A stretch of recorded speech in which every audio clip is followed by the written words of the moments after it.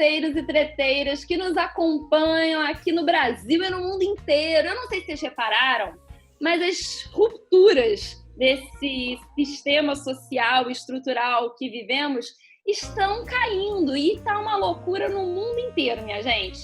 E principalmente o que ficou na pauta hoje foi a hashtag Black Lives Matter. E a gente não podia falar de outra coisa, porque espiritualidade não é um setor completamente separado da vida, da política, da matéria, do que está acontecendo no mundo. Muito antes, pelo contrário. A gente acredita que está tudo conectado. E como aqui ninguém tem gabarito para falar sobre isso sozinha, a gente chamou uma pessoa muito especial para nos ajudar nesse papo, nessa conversa. O Volpe, que é um querido amigo, roteirista e também cineasta. Então, assim, eu acho que vai ser muito maravilhoso esse papo. Bem-vindo, Volpe. Obrigada por estar aqui com a gente. Alô, obrigado. Tô me sentindo super honrado pelo convite. E que oportunidade maravilhosa de estar aqui com vocês. Ainda não sou cineasta, Ana, sou roteirista, por enquanto. Claro, desculpe, mas ele é roteirista, cineasta, músico, enfim, ele é uma pessoa maravilhosa, um artista e que está super gabaritado para conversar com a gente, porque ele existe. E aqui nesse podcast, esse é o gabarito que a gente precisa, pessoas que existam firmes e fortes na sua potência, da maneira que dá. Que lindo começar. Que lindo começar desse jeito, porque eu acho que é isso, né? Eu acho que esse papo é sobre existência, né? É sobre existir ao invés de sobreviver. Sabe que esses dias eu estava me perguntando exatamente isso, assim, como é que eu tenho encarado a minha existência dentro do meu próprio corpo, né? Então, eu acho que tudo casa e essa é uma boa oportunidade para a gente dialogar sobre isso. Nossa, totalmente, amigo. Eu acho que essa que é a grande questão. Você falou na chave, assim, né? Como existir e não só sobreviver. Acho que é isso, né? E existir faz parte também da gente reconhecer como a gente se coloca no mundo e como que o mundo enxerga a gente. E a gente sabe que corpos negros são vistos no nosso meio de uma forma diferente de corpos brancos. Seria absurdo negar isso, né? Sim. Eu queria até começar com um dado que me assustou hoje, eu fazendo algumas pesquisas. A última pesquisa que eu encontrei do Ministério da Saúde dizia que a cada 10 jovens que se suicidam no Brasil, 6 são negros. Nossa. 6 são corpos negros. Esse número é assustador, né? E ele revela que o racismo ele causa problemas psíquicos, é óbvio, né? A gente não está aqui falando, esse dado ele não está falando de assassinato, esse dado não está falando de bala perdida ou bala planejada. Dá para estar falando sobre suicídio, sobre pessoas que tiram a própria vida. E se de 10, 6 são negros, não tem como negar, né, que o racismo ele traz problemas psíquicos e a gente está vendo a prova disso, né, cada dia. É muito triste. Sim, é um dado assustador, né?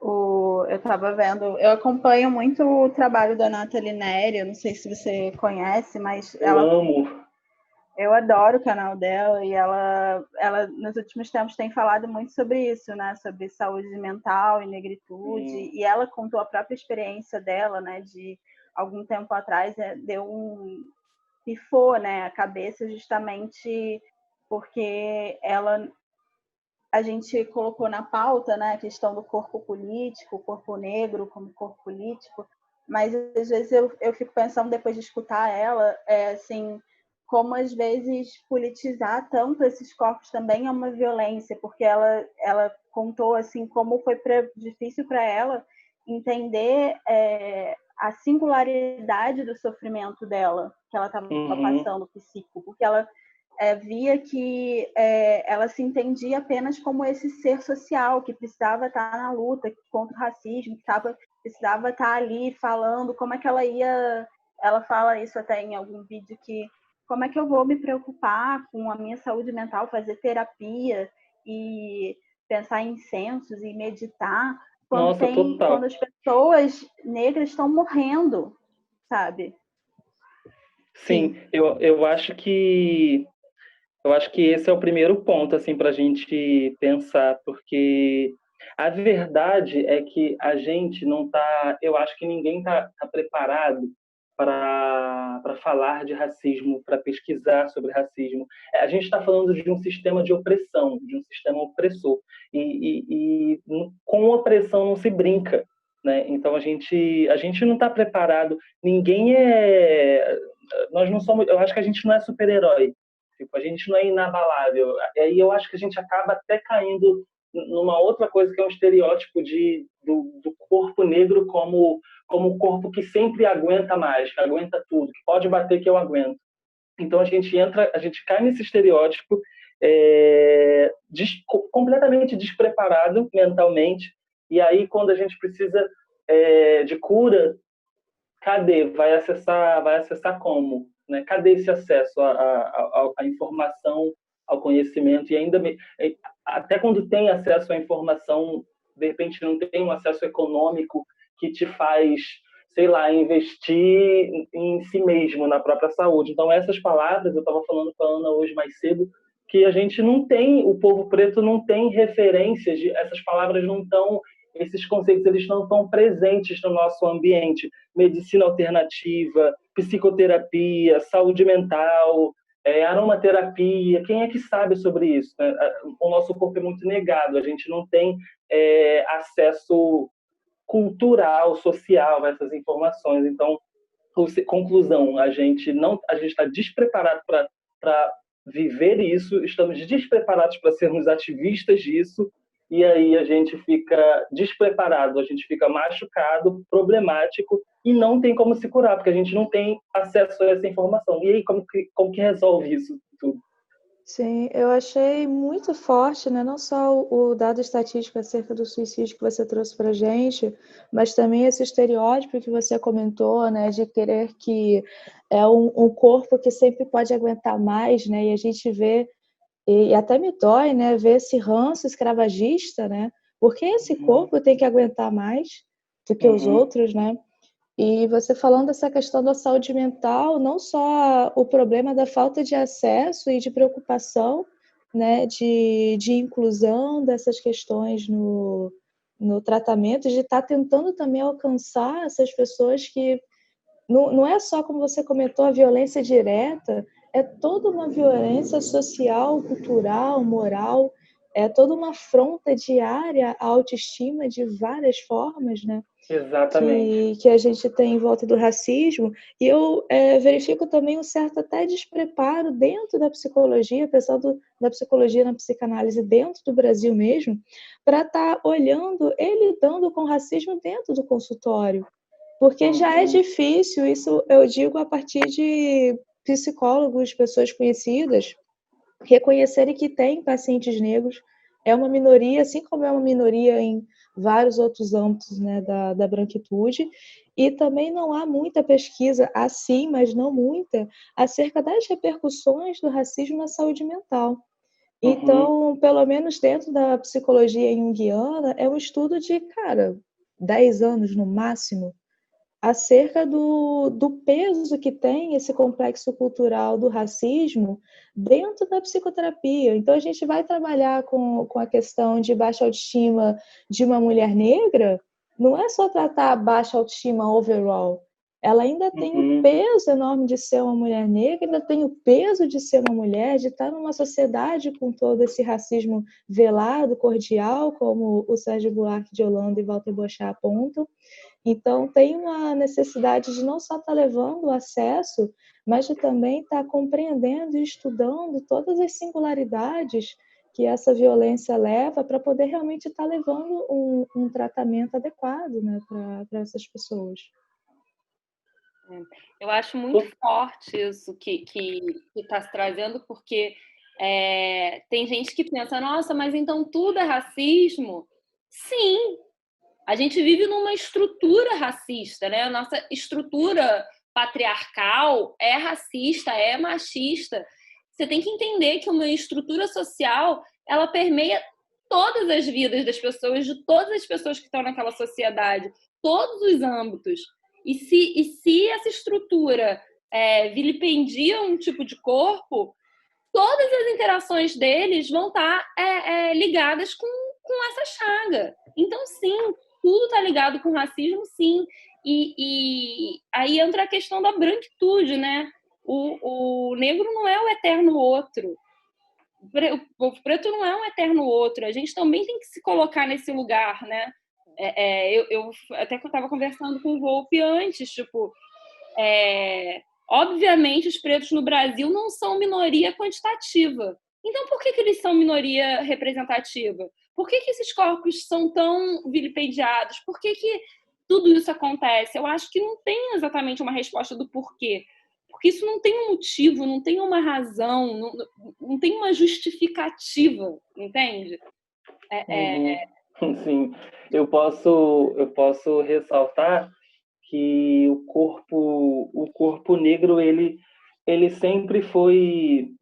É que a gente repete muito que o racismo é um crime perfeito, porque ele realmente é. Né? O corpo negro ele sempre foi desumanizado, né? Quando o sistema escravocrata ele é um sistema que diz que o corpo negro é um corpo sem alma, basicamente, né? É um corpo animalizado, é um corpo que pertence a um corpo branco, né? Então, e a gente está falando de uma história que aqui nesse país aconteceu, sei lá, o seu tataravô pode ser o seu bisavô, de repente, se for muito idoso, ele pode te contar algumas coisas que ele viveu. Então, assim, a gente está falando de 3, 4 gerações atrás. É absurdamente recente o que a gente viveu. E aí, como negar que no Brasil a sociedade se organizou e esse corpo que foi desumanizado de forma brutal agora é tão humano quanto os outros, sabe? Um corpo que é desumanizado nesse jeito, ele, obviamente, que 3, 4 gerações e muitas depois, ele não vai conseguir sair do mesmo ciclo. Essa é uma das maiores armadilhas, assim, mais perigosas do racismo. É fazer com que a gente fale o tempo todo da mesma coisa, fazer com que a gente nunca saia desse ciclo, porque a gente precisa trabalhar para botar comida na mesa, porque a gente ganha muito menos do que uma pessoa branca, porque a gente precisa consumir para existir. E aí, com esse ciclo sem fim, o autocuidado, a saúde mental, o existir, fica muito para trás, porque a gente precisa sobreviver. Como é que eu vou existir? Sabe? É por isso que para a população negra, yoga é coisa de branco, terapia, para que terapia? Minha terapia tá aqui na minha vivência todo dia, é o que se fala. A gente não consegue nem propagar uma informação para alguém que tem acesso negado o tempo todo e um corpo absolutamente desumanizado, sabe? Eu acho que uma dessas violências, né, tão brutais é justamente isso, definir a pessoa ficar definida a sua etnia, a sua raça, né? Até dentro das narrativas políticas, até mesmo dentro da resistência, no sentido de que você só consegue produzir narrativas a partir desse sofrimento inicial, né? Uhum. Dessa violência, quando na verdade esses corpos, essas pessoas, a negritude é apenas uma das experiências, né? Que te faz ser no mundo. Ela com certeza é determinante, mas tem várias outras coisas, né? Dentro daquela pessoa. Aí eu lembro de novo da Nathalie Neri, assim, que eu acho que ela me toca muito nesse sentido, de falar que, eu quero falar de aromaterapia aqui no meu canal, quero falar de meditação, e aí as pessoas cobram dela, né, que ela tá com uma militância soft, porque ela tá falando de aromaterapia e não tá falando da luta dos negros. E, tipo, isso é uma violência, sabe? Porque ela não é definida só né, pela existência negra dela.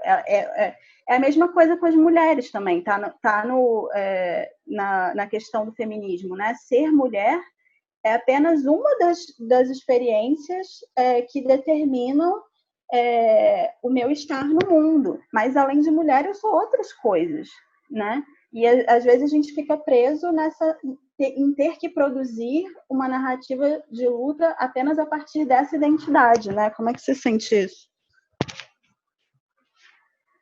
Eu acho que esse é o caminho e de repente a gente está falando da coisa que mais precisa ser falada ou destrinchada e eu acho que a cura, assim, acho que ela vem a partir daí, porque a gente precisa e quer falar de outra coisa, a gente quer ser mais do que isso.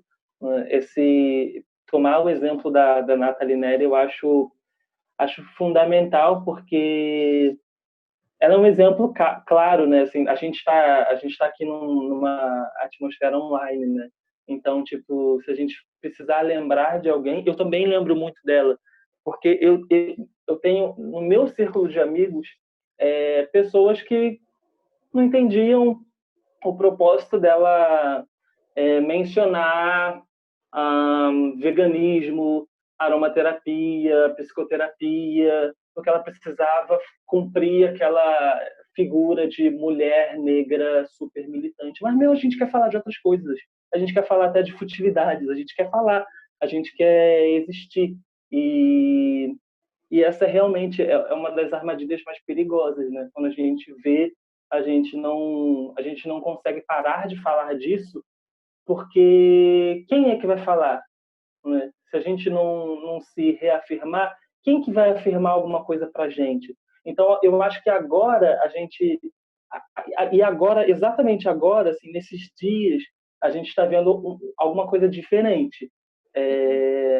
Tem outras vozes se juntando, é como se pessoas tivessem, assim, para a minha sensação, como se pessoas estivessem acordando e entendendo que essa luta não é uma luta só minha, é uma luta de todos nós. Por mais romântico que pareça, essa semana eu recebi várias mensagens, recebi vários seguidores e de pessoas preocupadas em entender o que está acontecendo. Isso, para mim, é um ponto positivo. Eu acho que tem alguma coisa, eu acho que tem uma revolução no começo, sabe? Eu concordo plenamente. Eu acho assim, a primeira coisa que eu queria chamar muito atenção é sobre esse existir plenamente. Existir plenamente é o ato mais revolucionário possível. Existir plenamente e indesculpavelmente, sabe? Tem esse termo em inglês, eu acho que fica mais claro, né? Unapologetic. Você existir e não pedir desculpa pelo tamanho da sua existência, porque a gente está acostumado a não fazer barulho para não incomodar, sabe? A diminuir a nossa existência, para ocupar menos espaço, para talvez a pessoa não perceber que aquele negro está ali e que ele, então, pode ficar para não ocupar espaço. Não, a gente tem que aumentar o volume da nossa existência. Pessoas pretas, mulheres, todas as pessoas que estão acostumadas por conta dessa estrutura tão dominadora a se diminuir, a baixar o volume da sua existência, a gente tem que levantar o volume agora e ocupar os espaços, sabe?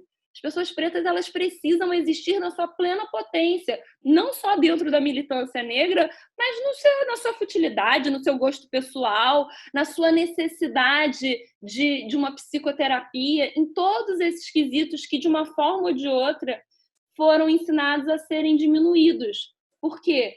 Porque esse corpo foi objetificado, foi desumanizado. Isso é inaceitável. E eu acho que o que está acontecendo hoje é a contestação disso. Desse jeito não dá mais. Eu também enxergo muito isso, que talvez ainda não esteja surgindo no horizonte uma nova era, mas sem dúvida nenhuma estão surgindo no agora rupturas do tamanho das estruturas que nos oprimiam por tanto tempo, né? Quando eu falo nós, eu falo de sociedade, porque está todo mundo envolvido, está todo mundo junto no mesmo barco. mas Sim. somos afetados de forma diferente. Mas estamos todo mundo junto nesse barco, né? Sim, você falou uma palavra assim que é muito chave e que é curioso como ela tem sido discutida assim no ambiente de ativistas pretos e militância, que é a ocupação. A ocupação, no começo a gente só falava de ocupar, precisamos ocupar os lugares, precisamos ocupar a Zona Sul, precisamos ocupar as universidades, precisamos ocupar blá blá blá. Hoje a gente já está repensando isso. Será que ocupar esse lugar me faz bem? O quanto que ocupar esse lugar pode me machucar? Sabe? Estou preparado para ocupar esse lugar? Eu tenho 300 milhares de histórias de ocupação, de histórias sobre ocupação. Quando eu sou formado como jornalista e estudei na faixa em 2008. Imagina quem estava falando de racismo, de militância negra em 2008, né? Há mais de 10 anos atrás, né? Então, eu lembro e acho que isso até pode figurar um pouco dessa violência psíquica que a gente como corpo negro recebe, né, atingido, porque eu lembro que eu tinha todas as dificuldades de morar na Baixada, estudar em Botafogo, de ter 17 anos e não saber nada da vida e estar, de repente, numa faculdade do tudo, né? A faculdade de jornalismo, um grande estudo social do tudo.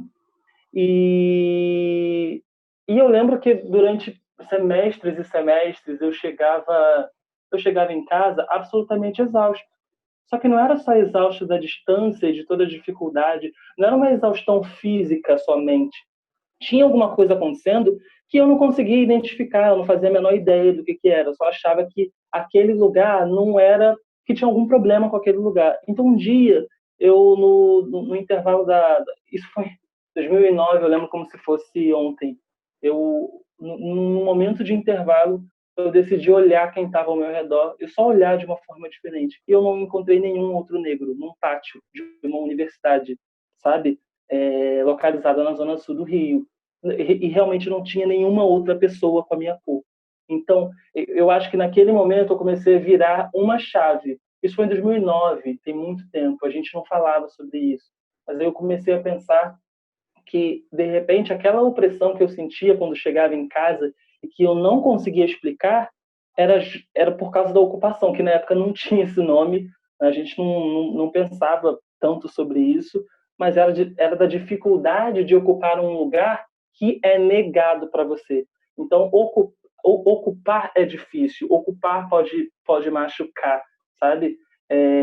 Ocupar um lugar que não tem ninguém igual a você, que de repente ninguém pensa igual a você, um lugar em que você acha que você não pertence a ele, porque as portas elas nunca foram abertas para você, você precisou meter o pé e basicamente invadir, machuca muito. Então, quando a gente hoje fala de que o preto ele precisa se reafirmar e existir em todas as suas faces, eu queria ressaltar isso, assim, que essa expressão, por mais válida que ela seja e necessária, é muito cuidadosa, é muito diferente, muito diferente para o corpo preto.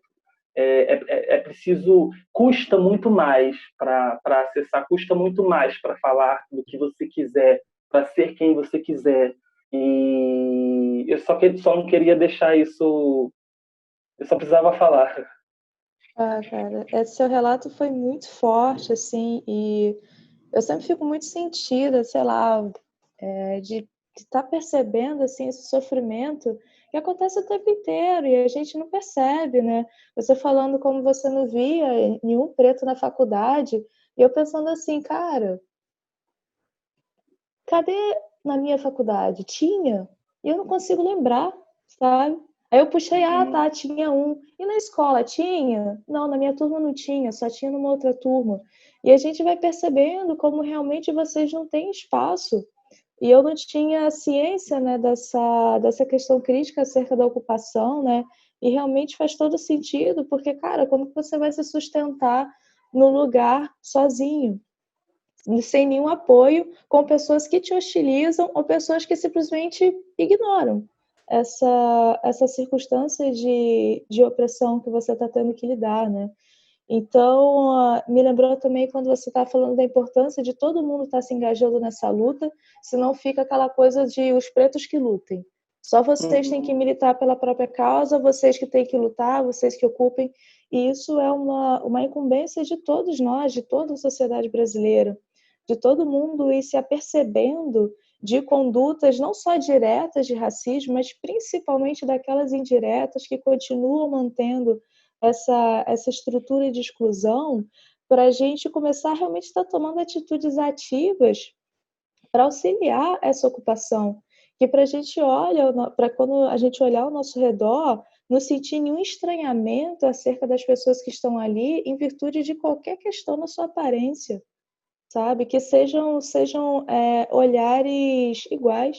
E a gente sabe que o olhar não é igual. Então, se você está no shopping no Leblon e uma pessoa negra está no shopping, ela não vai ser tratada da mesma forma, a gente sabe disso. Como que a gente pode estar atuando perante isso? Se a gente está no restaurante, está vendo uma pessoa preta que não está sendo atendida ou está sendo mal atendida, a gente vai fazer o quê? Nada? Ficar só olhando? Naquele discurso tipo de violência doméstica, né, que briga de uma mulher não se mete a colher. Então, se a gente está vendo uma prática racista, a gente não vai fazer nada, vai ficar em silêncio, ele que lute, ele que reclama, ele que chama o gerente, né? Então, eu acho muito importante, né, quando você traz esse relato, e se você puder trazer mais também de atitudes racistas veladas, para a gente ir tomando consciência dessas grandes violências, porque eu acho que não são pequenas violências, que acontece no nosso cotidiano, para que todo mundo se aperceba e tome uma atitude. Porque não tem mais como a gente ser conivente com esse tipo de exclusão, com essas violências que acontecem o tempo inteiro. Como você comentou, não tem nenhuma razão para isso se perpetuar. É uma marca histórica, é uma marca violenta de preconceito que não tem mais como se sustentar, né? Sim, acho que o caminho é também a gente, como brancos, politizar os nossos corpos, né? Não achar natural, nesse sentido que a gente começa a falar de branquitude, né? Porque a gente tem muito essa definição negativa, né? Do outro. O preto é aquele que não é branco, né? A mulher é aquela que não é homem. Então, a gente precisa pensar a politização dos nossos corpos brancos, né? Do corpo do homem branco, do corpo da mulher branca, porque acaba ficando uma carga, né? Muito grande para esse outro, né? De sempre estar nesse lugar de ter que politizar a sua própria existência, quando nós todos temos a responsabilidade nossa, né? Pensar essas relações. Essa violência invisível, né? Não é a pequena violência, é uma violência brutal, porque ela é invisível, ela é invisibilizada, ela é naturalizada, porque ela faz parte da estrutura. Mas o que está acontecendo hoje é que a gente está percebendo que estamos todos no mesmo barco, e o barco está afundando, e que o melhor que a gente tem para fazer é terminar de destruir esse barco, né? Do jeito que está, não dá para continuar. Vamos deixar cair, entendeu? Deixar cair e depois construir alguma coisa melhor em cima. E aí eu acho que a gente vai para esses protestos que estão acontecendo em torno do mundo inteiro agora, né? Nos Estados Unidos a gente consome muito a cultura americana. E isso sempre me chamou muita atenção, porque eu lembrei do documentário da Nina Simone que eu assisti há um tempo atrás, e ela falava do que ela sentiu quando ela pisou na África pela primeira vez, porque ela percebeu que quantitativamente ela não era o outro, sabe? E aí eu fico pensando nisso, da diferença dos americanos para os brasileiros. No Brasil, o corpo preto também, quantitativamente, não pode ser outro, sabe? Isso dá um bug na minha cabeça, porque essa realidade só não encaixa. Então, por quanto tempo mais a gente vai fazer vista grossa por uma estrutura tão opressiva, sabe? Eu acho que a resposta é por tempo nenhum mais. O que a gente está vendo é isso, as pessoas falando chega, do jeito que tá, não dá mais, sabe? Não foi o que eu falei outro dia, que era não dá mais para não se posicionar, porque nunca deu para não se posicionar, entende? Sim, total. Eu concordo muito. Eu adoro o tom da Ana de revolta, porque eu acho que a gente está nesse momento, né? A gente sempre teve nesse momento, mas agora mais do que nunca, a gente está com muita coisa na cabeça. Né? A gente tem um coronavírus matando o nosso povo, o povo preto sobretudo, né? Que a gente já sabia que morreria muito mais do que o povo branco no Brasil. E essa revolta mesmo que está no nosso tom, né? Agora, eu acho que, para além disso, para além de se posicionar, como a Ana bem disse, eu acho que a gente precisa, eu sei que a gente precisa estar num lugar de cobrança, né? Porque o racismo institucional, eu não sei como é que é essa divisão, não sei se alguém é capaz de medir qual tipo de racismo, se é velado, se é institucional, se é... Eu não sei o que mais perpetua no país, né? Mas a gente sabe o quanto que as empresas e as instituições são racistas, né? O quanto que o racismo institucional, principalmente midiático, né, vindo através da mídia, como que isso afeta a nossa população e oprime o povo preto. E agora está todo mundo se posicionando aqui, entre aspas, e falando alguma coisa, mas a gente precisa, o povo brasileiro, né, a gente tem memória muito curta. Só que agora não dá mais tempo de ter essa memória curta, não. A gente precisa cobrar o que está sendo falado, o que está sendo prometido. Se a gente não entrar num lugar de cobrança agora, a gente não vai colher resultado nenhum assim desse momento que a gente está vivendo agora. A renda média de trabalho da população preta é de R$ 1.500. Né? A população branca, a renda média de trabalho é quase R$ 3.000, R$ 2.800. E aí? E esses empregos? E esse sistema? O que você vai fazer com isso? E as oportunidades que vão surgir? E os seus processos seletivos? Como é que você vai selecionar profissional daqui para frente? E as cotas? Vamos falar sobre isso? Sabe? Eu acho que a gente precisa mais do que nunca já estar preparado para entrar num lugar de cobrança diária que vai ter que acontecer. Se a gente não cobrar, e não é só o povo preto, né? Se nós, como corpos políticos, não cobrarmos um posicionamento de quem está se posicionando hoje, a gente não vai colher amanhã o que a gente quer, né? Totalmente. Exatamente isso. E essa cobrança, eu acho que ela tem que ser muito enfática, né? A gente está vendo protestos que... Eu vou usar a palavra agressivo não no sentido pejorativo, né? Mas no sentido do enfático mesmo. A gente viu nos Estados Unidos queimando delegacia e tudo mais. Eu acho muito complicado se julgar isso, sabe? Tipo, tá errado, né? Quando a gente está no meio espiritual, a gente fala muito da não violência, do diálogo, mas acho que a gente tem que tomar muito cuidado para não cair naquela máxima de confundir o oprimido com o opressor, ação com reação. Então, essa violência, essa ação contínua, que todo mundo faz vista grossa porque faz parte da estrutura, pode, mas aí uma reação de igual tamanho para se cobrar uma mudança, aí ela não cabe, aí ela não é espiritualizada, aí ela... Eu acho complicada essa situação, né? Eu não sei se existe uma resposta certa. Na teoria é muito fácil sentar aqui e falar, não, somos contra a violência, nada de bom vem com a violência não se responde com violência. Mas fica tudo muito da boca para fora, né? Porque, e aí, na hora da prática, da ação, que espiritualidade é essa que não considera a vida real, que não considera não dar espaço para a raiva e para o ódio e para a sombra, porque as pessoas estão com raiva e elas têm todo o direito de sentir raiva, sabe? É uma situação que realmente revolta, que realmente dá raiva.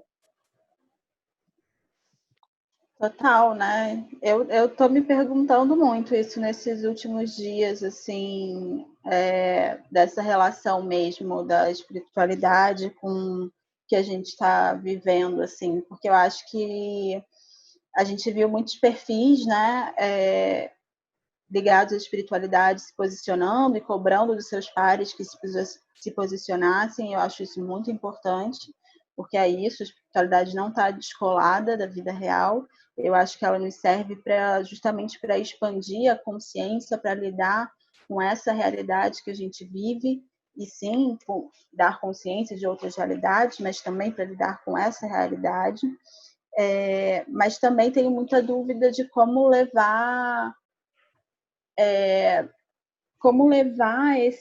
essa espiritualidade, essa expansão de consciência, essa visão maior para dentro da luta política, que é uma coisa que dá calafrio só de falar, né? Porque a gente logo pensa em misturar religião com política, e isso é terrível, né? Isso historicamente se mostrou uma coisa terrível, mas talvez seja nesse campo mais... A única resposta seja esse campo mais individual mesmo, né? De que essas pessoas que estão na luta possam ter espaço para cuidar da sua própria espiritualidade, para poder estar são, para estar nessa luta, né? Para poder estar sereno de alguma forma, né? Encontrar uma serenidade maior para estar nessa luta. Eu não sei como... Queria te ouvir também sobre isso. Eu não tenho respostas. Acho que a gente está entrando num assunto complicado, né? É um detalhe, é muito detalhista, é muito sutil. Quando a gente está no meio de um protesto, tudo pode mudar, né? Tudo pode mudar em segundos, e quando você vê a barreira do choque já está na tua cara e estão atirando bomba de gás lacrimogêneo, e você vai fazer o quê, né? Então, assim, domingo que vem, eu não sei quando que o podcast entra no ar, mas domingo que vem a gente tem protesto na Presidente Vargas, né? E nos grupos a galera compartilha como se livrar de receitas caseiras, o que fazer se eu receber um spray de pimenta na cara. Você tá entendendo? Então, quando a gente falar a gente tem visto que os nossos protestos eles têm sido pacíficos quando comparados aos protestos de direita em Brasília, e que estavam acontecendo aí todos os fins de semana, e a gente viu que a gente está conseguindo fazer um protesto pacífico, mas tudo pode acontecer, né? E aí, como reagir, né, nesse local? A cobrança espiritualizada é um assunto difícil, né? Porque são muitas vertentes aqui para falar e para pensar, né? A gente que é desumanizado e tratado com violência, como esperar que esse povo não responda com violência? Sabe aquele estereótipo da mulher negra que fala mais alto do que as outras, que é grossa, que é ignorante?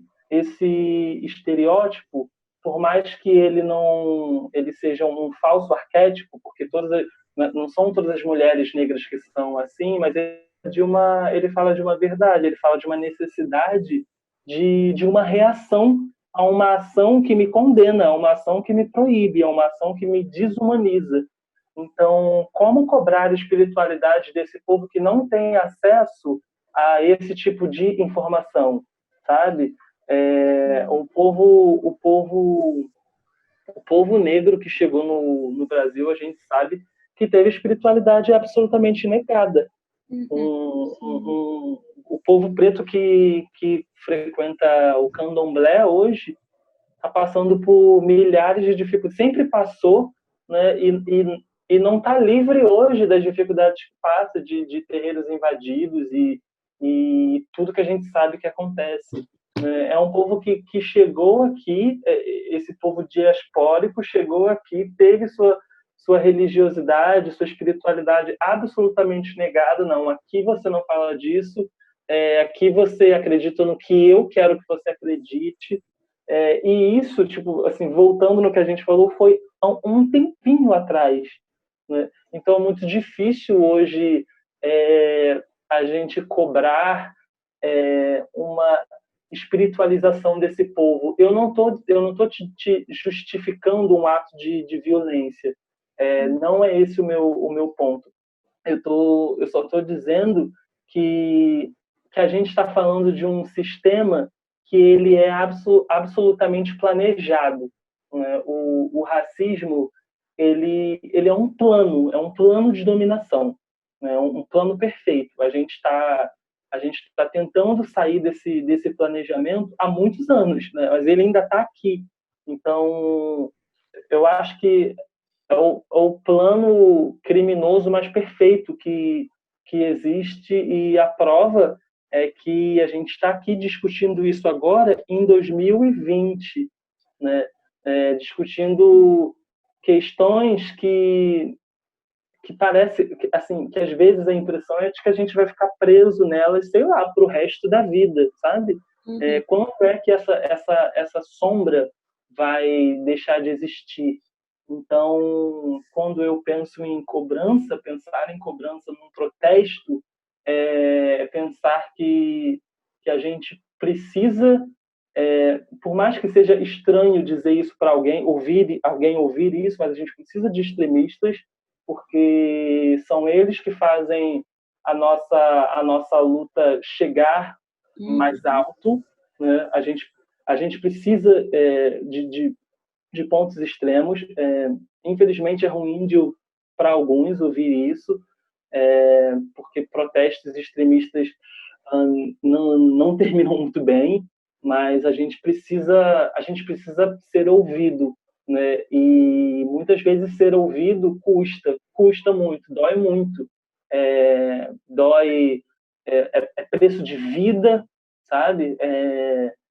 Voltar para casa, ser um acolher o outro no meio de um protesto, ou um acolher um outro em um aquilombamento. Eu já fui em vários grupos organizados pela galera preta, em que o aquilombamento é real, você está no meio de de uma galera que você, eu não sou diferente aqui porque eu tenho um dread, ou eu não sou diferente porque a minha pele é retinta, ou eu não sou diferente porque eu falo de uma forma diferente. Não, todos nós somos iguais, estamos cuidando uns dos outros, sabe? Então, é tudo isso, né? Tudo isso. A gente tem que cobrar.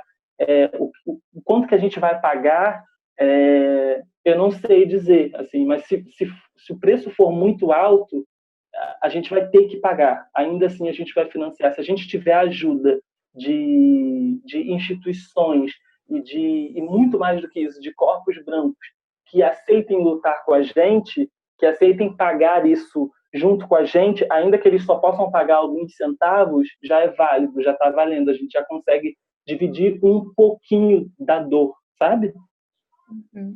Sim, A gente já tem visto algumas cenas Eu vi ontem alguns vídeos de protestos nos Estados Unidos, umas cenas assim chocantes, coisas que eu nunca tinha visto antes. Filas e filas de pessoas brancas assumindo a linha de frente em protestos, porque sabem que a polícia não vai atirar, sabe que a polícia vai pensar 2, 5, 10 vezes mais antes de atirar num corpo branco.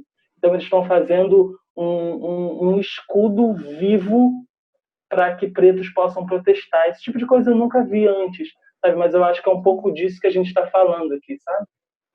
Sim, eu fiquei pensando até, e nunca quando eu falei dessa questão da espiritualidade, nunca é num sentido de cobrança, né? Porque eu acho que, como você falou, o povo negro também tem a sua espiritualidade. Eu acho que, inclusive, exercê-la é um ato político também, né? Poder exercer essa espiritualidade.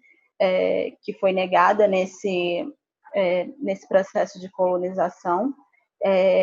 Mas eu fiquei pensando também que na questão desses protestos se espalharem para o Brasil, né, que eu acho que tem uma chance, principalmente em relação à nossa questão política, e muito se fala nessa questão do Pacífico, né?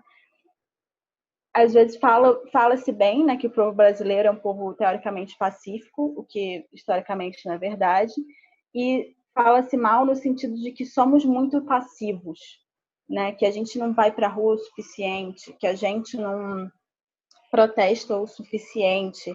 E, assim, na real, a polícia brasileira, o nível de repressão, nos Estados Unidos a coisa é ruim, a polícia brasileira, no nível de repressão, é terrível, assim, e sobretudo com os corpos negros. Então, acusar as pessoas de passividade quando você tem que enfrentar uma polícia que vai te matar, pode te matar potencialmente, é tipo violento também, né? Porque, assim, a nossa polícia é terrível, né? É truculenta, né? Coloca um fuzil na cara de uma pessoa, um fuzil que é uma bala que atravessa a parede, né? Coloca na sua cara, você desarmado, você só o seu corpo que existe. Tipo, e aí? Ser passivo? Você quer que eu seja ativo numa situação dessa? Sabe? Eu acho. E é tão ativo, você só tá sobrevivendo, sabe? Apesar de ter uma polícia truculenta que enfia um fuzil na tua cara. Como que não é visto isso, sabe? Eu me emocionei aqui com a sua fala, Volpe, meu Deus, para mim o símbolo dessas pessoas brancas fazendo um cordão humano porque sabem do seu privilégio, de que não vão ser atiradas, né, e levadas à morte como uma pessoa preta que está ali seria pela polícia. Esse é o símbolo de não se esconder atrás do seu privilégio, de usar o seu privilégio, sabe? E também não se vitimizar, de falar, meu Deus, então o que eu vou fazer? Porque essa conversa é muito difícil. Esse episódio é um episódio difícil, essa conversa é uma conversa difícil, eu não tenho a resposta certa, ninguém tem a resposta certa. Mas e aí? Então a gente não vai conversar? É muita arrogância também achar que existe uma resposta certa e não conversar por medo de falar uma coisa errada. E eu falo isso até como autocrítica mesmo, sabe? Porque eu sou uma pessoa que gosta de falar, que fala muito, que às vezes fala mais do que deve, e quem fala mais do que deve acaba falando merda, sabe? Falando coisa errada, no lugar errado, na hora errada. Mas e aí? Eu deixar de falar assuntos difíceis que precisam ser falados por medo de errar e de ser chamada na chincha por conta de um erro meu, é tão arrogante quanto falar e achar que eu sou dona da razão. Então, a gente tem que falar. E a conta foi o que você falou, né? A conta é alta. O preço a se pagar é alto porque a conta foi alta. É puxado mesmo. E agora a gente está tendo que lidar com isso. Essa coisa da espiritualidade preta ser negada me lembrou muito que eu estava lendo outro dia o livro A História da Umbanda. E me chamou muita atenção como que a Umbanda começou no Brasil, que foi eu não vou lembrar dos detalhes agora, mas foi um cara que eu acho que era de Niterói, que enfim, se curou de uma doença, porque recebeu um recado espiritual, alguma coisa assim, e aí foi para uma roda uma mesa de espiritismo. E aí ele pediu lá uma flor na mesa e tudo mais, e começou a incorporar caboclos e índios e negros, pretos velhos. E aí a pessoa que comandava essa mesa, né, normalmente, começou a falar para os espíritos que eles não poderiam vir, porque eles não estavam num nível de evolução condizentes. E aí esse cara falou, como assim? Por quê? Porque a gente tem outra sabedoria, outra vivência, nossas experiências nas nossas vidas foram diferentes, nós não somos acadêmicos, eruditos, então você acha que o que a gente sabe não tem relevância? Então, a partir de agora, vão se abrir mesas em que pretos, em que caboclos, em que índios serão as entidades espirituais que vão ter espaço convidados. Então, isso para mim me lembrou como que o próprio meio espiritual, travestido de uma passividade, né, de um passivismo, de algo erudito e elegante e calmo, comete violências brutais também, né? A violência não é só a agressividade, e a agressividade não é necessariamente violenta, né? Sim, Nossa, certamente. Perdão, te interrompi, pode falar, por Não, favor. pode falar. Eu tô falando pra caramba. Não, é só, enfim, para estar reforçando mesmo nessa importância não só de estar falando, mas estar de ouvindo todos os reclamos e todas as dificuldades, por isso que é tão importante e valoroso para a gente ter a sua presença aqui, trazendo seus relatos, suas vivências, porque a gente não vive isso, né? Então tem um aspecto do racismo que é a ignorância mesmo. Às vezes tem pessoas que não são conscientemente mal intencionadas, mas ficam reproduzindo comportamentos preconceituosos e racistas. Então, é muito importante a gente ouvir, a gente entender, começar a se aperceber de todas essas violências para começar a tomar atitudes diferentes. Então, seja na política, nas escolas, nas religiões, espiritualidade, onde quer que seja, a gente precisa estar consciente dessas circunstâncias opressoras e começar a adotar atitudes diferentes individualmente, até que um ponto, né, que isso ganha uma estrutura coletiva e a gente vai conseguindo mudar esse retrato do racismo aqui. Pois é, a gente está falando de um problema estrutural, né? De um problema absolutamente estrutural. E por ser um problema estrutural, a gente não vai conseguir mudar tão cedo, mas a gente só vai saber o quanto que a gente vai conseguir mudar se a gente tentar e se a gente for para a linha de frente, né? E você falou uma coisa que é muito importante, assim, que eu acho, porque o povo preto não é um único povo racializado, né? Então, eu também preciso refletir sobre o racismo todos os dias. Eu também preciso pegar os pensamentos que atravessam a minha mente e desmascará-los e perguntar para mim mesmo se se o meu pensamento está sendo racista, independentemente da pessoa racializada que está sendo colocada.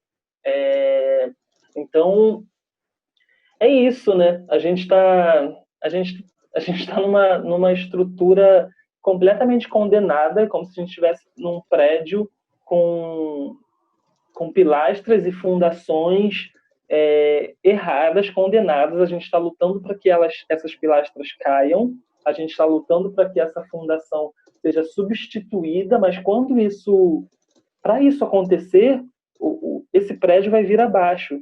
Né? E para esse prédio vir abaixo, esse prédio vir abaixo tem um custo, e esse custo é alto. Quando esse prédio vem abaixo, a gente sofre, mas não tem transformação sem mudança, né? E mudança dói. Então, que essa dor seja bem-vinda se for transformar essa estrutura, né? É muito dolorido, assim, doloroso dizer o que eu estou dizendo, porque eu estou vivo, mas eu conheço vários pretos que morreram. Eu vim de um bairro na Baixada, né? Então, a morte como negação da vida, e fazendo um link para o episódio passado que eu ouvi e inclusive adorei, eu vi muito. A negação da vida eu via o tempo todo na minha rua. Na minha rua, quando a qualquer hora do dia poderia passar uma motocicleta dizendo fulano lá dentro morreu, fecha tudo. E aí o comércio todo fechava. E não era igual o coronavírus, não. Fechava, tinha que ficar fechado mesmo até a liberação de abrir. Fechava o mercado, fecha, né, até hoje. Mercado, farmácia, o que tiver. Porque uma vida importante, considerada importante, foi negada lá dentro. Então, essa coisa do preço que a gente paga do esforço que a gente precisa fazer para derrubar essa estrutura, para substituir essa fundação, a gente já conhece, já conhece desde que nasceu. E eu me sinto privilegiado, de verdade, de estar assim, em um tempo, de estar vivo em 2020, vendo essa revolução, que é uma revolução que não está acontecendo agora, uma revolução contínua, né? Nós estamos pisando em muitos corpos que precisaram morrer para que a gente estivesse aqui falando disso, né? Então, os nossos pés estão sujos de sangue que foi derramado a um preço muito, muito alto, que a gente não tem noção, que a gente não viveu, sabe? Mas a gente está aqui, a gente é privilegiado pra caramba, sabe? Porque nós não temos donos, sabe? O povo preto, por mais que metaforicamente a gente ainda ouça o barulho da chibata, esse povo é um povo, entre aspas, livre, só que essa palavra liberdade ela não existia antes, né?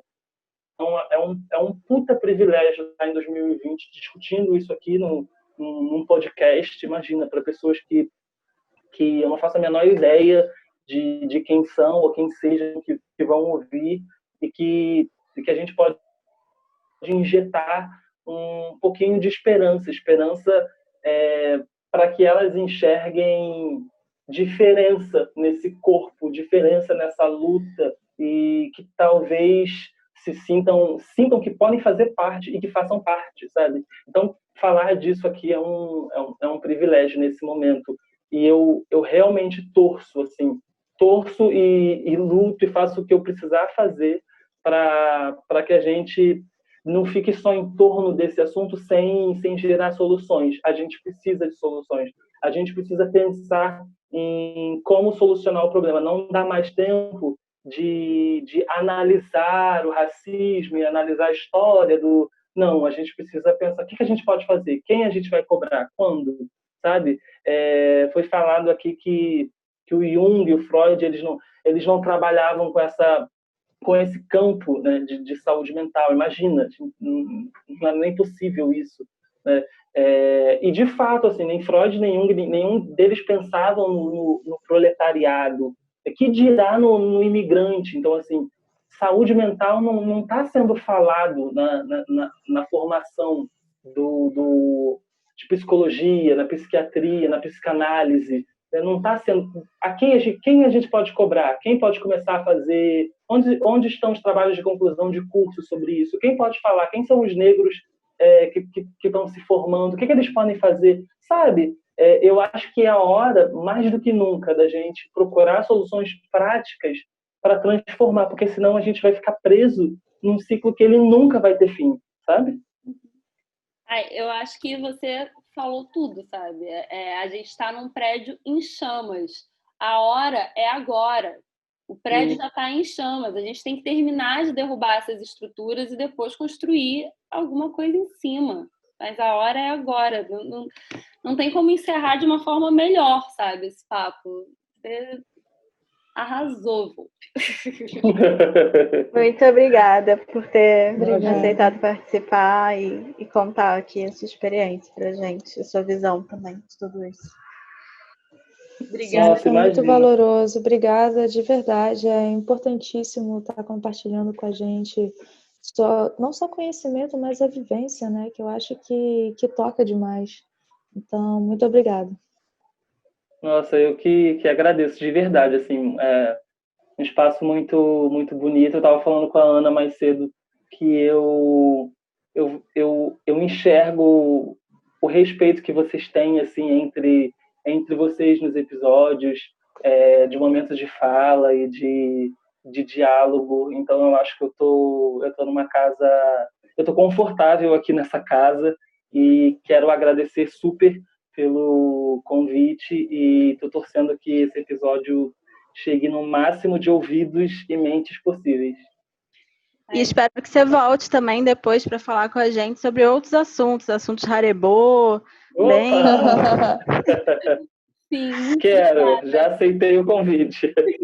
Muito obrigada. Que a gente possa falar de assuntos mais leves e Boa. leve, né? Tomara. Vão surgir outros episódios, com certeza, mas muito, muito obrigado mesmo por participar desse episódio, por ter acrescentado tanto, por ter ajudado a gente a falar desse tema tão absurdamente necessário, né? E foi ótimo, amigo. Obrigada de verdade. Para quem ficou até aqui, muito obrigada por ter escutado. Espero que vocês tenham gostado tanto quanto a gente desse papo. E espero que tenhamos botado muitas minhocas na cabeça de vocês. E semana que vem tem mais. Beijos de luz. Beijos. Gratiluz. Aê, beijo.